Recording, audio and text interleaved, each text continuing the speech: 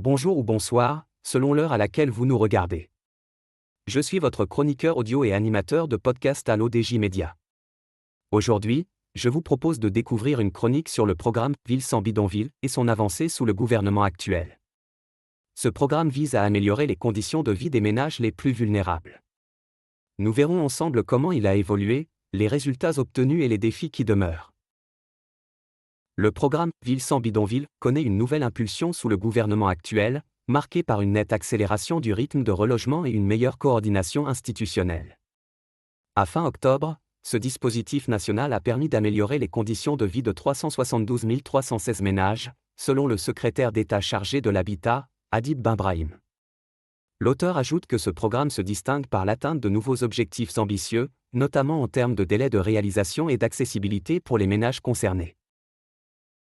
Lors d'une réponse à la Chambre des conseillers, M. Benbrahim a précisé qu'environ 68 950 ménages bénéficient actuellement d'unités achevées ou en cours de réalisation. Le coût global du programme atteint 63,72 milliards de dirhams, MMDH, dont 14,65 MMDH financés par le ministère de l'Aménagement du Territoire, de l'Urbanisme, de l'Habitat et de la Politique de la Ville. À ce jour, 62 villes et centres urbains ont été officiellement déclarés sans bidonville, un jalon majeur dans la lutte contre l'habitat précaire.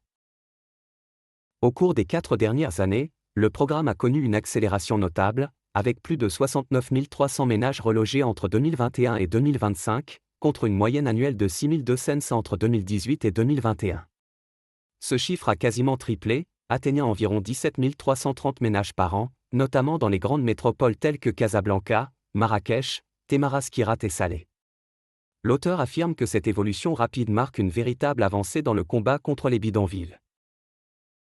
Malgré des contraintes structurelles et foncières persistantes, le programme continue de produire des résultats tangibles.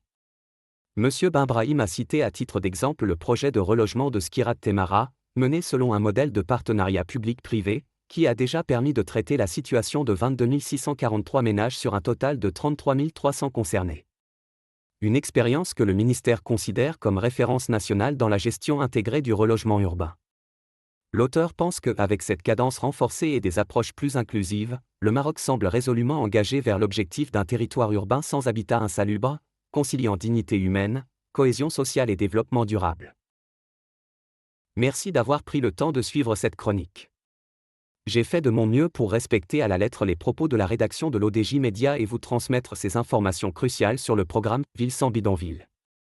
Nous vous retrouverons très bientôt pour une nouvelle chronique. À très bientôt sur l'ODJ Média.